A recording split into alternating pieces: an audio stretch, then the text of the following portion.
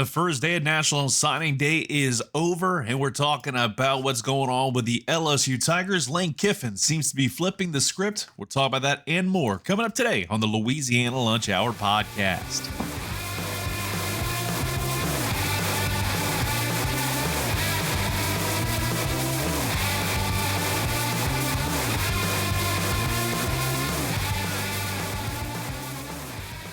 And welcome back to another edition of the Louisiana Lunch Hour podcast. Appreciate you listening in as always. And we got a lot to cover because National Signing Day, the early signing period, officially started off yesterday.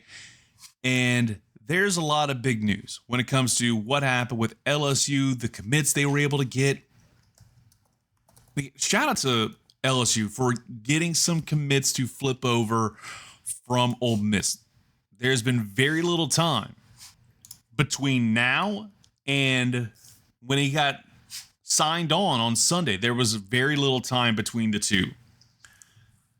Of note, right here, right now, there are 5 players that have not signed. They are currently unsigned. Lamar Brown, 5-star defensive lineman. Again, a lot of these guys are off defensive linemen. You've got Deuce Geralds. He did not sign. Edge rusher Trenton Henderson and Bryson Cooley out of Mississippi, a 4-star commit, and Dylan Purter out of Alabama, a 4-star safety. That said, according to sources, Billy Embodied on 3 is saying Bryson Cooley will be signing on Friday. Ole Miss and Alabama are possibilities, though. Then you have Deuce Geralds. He expects to sign by Friday. So there's some good news there. There's some good news. And there's also some good news with one player in particular, Richard Anderson, a 5-star, did sign on the dotted line today. And credit to what LSU football has been able to do, because it is very difficult in this world to retain a lot of those commits, a lot of those guys that said, hey, I want to be part of this team whenever a head coach is fired, especially when that head coach is fired towards the tail end of the regular season. It's a very tough sell. If I were a high school kid and the guy that was talking to me since I was probably a junior in high school, to be part of his program, to be part of his culture, I probably would have a lot, and I mean a lot of thoughts about whether or not that is the direction I want to go. But lo and behold, Lane Kiffin was able to kind of keep things moving forward and also, I think more importantly, flip the script and get some commits from Ole Miss to say, hey, we are going to switch our status and go to LSU. We want to move forward in that direction. And that's just not just for 2026, it's 2027. And I'm almost certain they're going to be working the transfer portal. And I feel like the Lane train will be making a few more stops over in Oxford and kind of just tell all those players, hey, all aboard. If you want to be part of this, now's your chance to do so. So again, all that being said, I think that LSU in the first day of the early signing period, and of course, we'll find out more on Friday, whether or not they get some of those guys in the boat. And I'm sure we'll talk about that and more coming up as we kind of proceed into this time next week. It's just going to be very interesting to see how everything pans out, because I'm sure there is some mudslinging going on behind the scenes with some of these highly touted commits that have not signed, especially those big uglies on the front 7. Because I'm almost certain there's some pots being stirred because of the rumor and innuendo surrounding Blake Baker, whether or not he goes to Tulane. According to sources, he's interviewed for the job over at Memphis. So I feel like they're using that as ammo against LSU to say, hey, come over here. Everything's fine and dandy over here. We don't have any problems. Our guys are locked in. You got to stay away from these guys. They're not locked in. They're not locked on. You've got to have that tough conversation with these guys and say, hey, block out the noise, treat it like Coach O used to say back in the day. But this LSU commit class is looking pretty good, especially getting some players to indeed flip their commitment. That's the biggest thing that we can say right now. Again, the early signing period, everything seems to be locked down on a positive note. Speaking of positive notes, got to give a shout out to the Louisiana Raging Cajuns. They landed 21 total commits, 12 of those being within a 2-hour drive from Lafayette, Louisiana. 3 from the state of Mississippi, 2 from Alabama, 1 from Texas, and 1 making a long trip, and this sounds familiar, from Australia.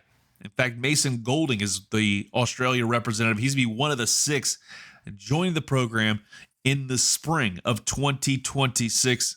Some intrigue all over the place to see how good this team could be. And there's a lot of really solid players. Some 3 stars. It's loaded with some 3 stars per 247 Sports.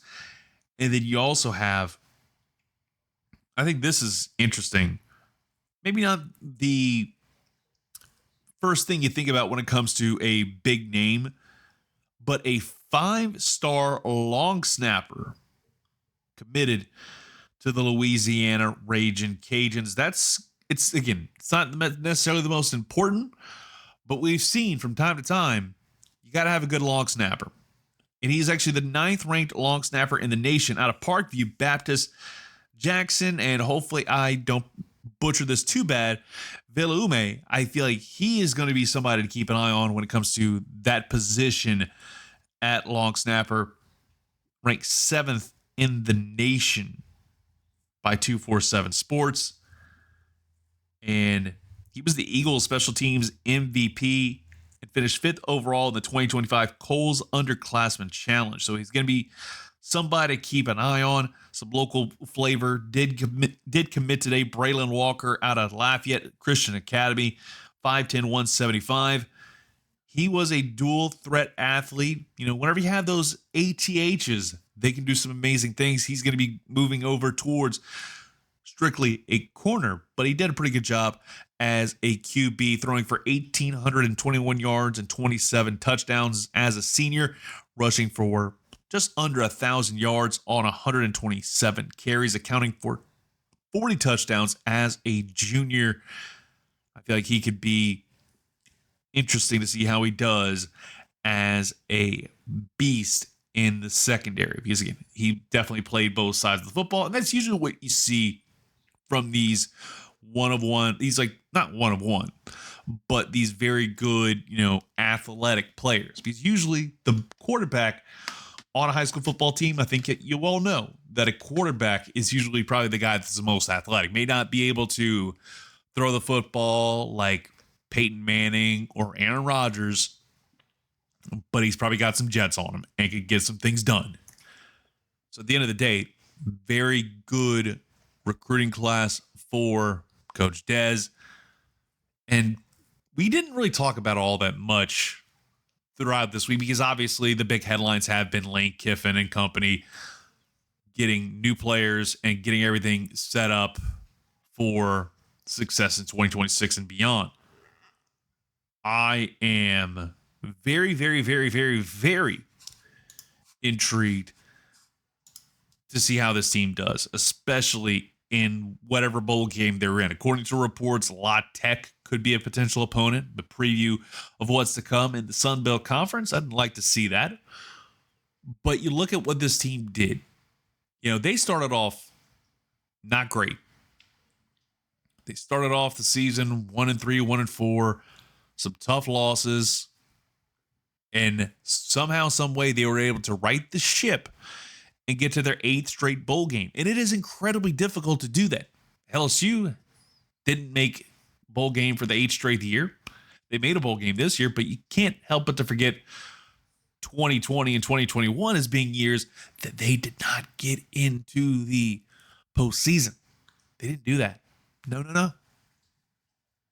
So with all that said, this Cajuns team, I'm hoping can take this success in terms of the tail end of this season and finishing hot and carry that over into next season, especially with a guy like Lunch Winfield. I feel like he is going to be somebody that we see going forward just grow in his role. That's just how it feels to me. I may be completely off base, but that's the direction I think this program is going to go towards. Lunch Winfield going forward, being the guy I think could pay off a huge amount of dividends. Do I think he'll be a Levi Lewis? The jury's out. I just think the quarterback's got to stay healthy over the course of the season for me to make a true, evaluation. But everything that I saw from him when he stepped up in that not the homecoming game, but the game against Marshall, I think we could all agree that he has set himself up very, very nicely. It'll wrap things up here on a Thursday. We got to talk about LSU basketball. We haven't talked much college hoops because we're not close to the start of the conference play. You're seeing a lot of teams like LSU playing the Little Sisters of the Poor. I mean, they've played Tarleton State, New Orleans, UNO, Alcorn State, Omaha, Drake, DePaul. But they did play Boston College last night, winning 78-69. And credit to Dedan Thomas Jr., 6 of his 23 points in the overtime frame, where the Tigers outscored him 17-8 in those final 5 minutes to walk away with a really nice win. I feel like this is the first win that we can say unequivocally that this LSU team is not to be trifled with in any way. Again, they haven't necessarily played the toughest of the tough. They haven't played those bad motor scooters and mean go-getters in the SEC, like Vanderbilt, who surprisingly is really good in basketball too. Who would have thunk it? Vanderbilt at currently 17th ranked, Kentucky ranked 18th. You got Florida, Arkansas. You got all those programs you're going to be dealing with once the calendar flips over to January. But you're standing here right now, you got to be feeling pretty damn good, right? And then on Sunday, they'll be taking on Texas Tech, a top 25 ranked team. And again, LSU looks to be a way better team than I thought they would be. So credit to Matt McMahon. For a minute, I thought this may have been his last year as the head coach of the program. And it was just because I've always felt like McMahon felt like he was a stepping stone and a transitional guy, kind of helping this team get past everything that happened with Will Wade, everything that happened over there. And no matter what was going to happen, he's going to be there for a few years, and then he'll exit stage left. He'll be given the old heave-ho, and he'll find somewhere else to ply his trade. Seems like a very nice guy. I just don't necessarily feel like this is the direction that he was going to go. And I'm intrigued to see how it goes over the next few games. You're undefeated right now. Seeing guys like Max McKinnon, he's looking good. Just the program looks a little bit better than I thought they would be, especially this early in the season, have not lost a game.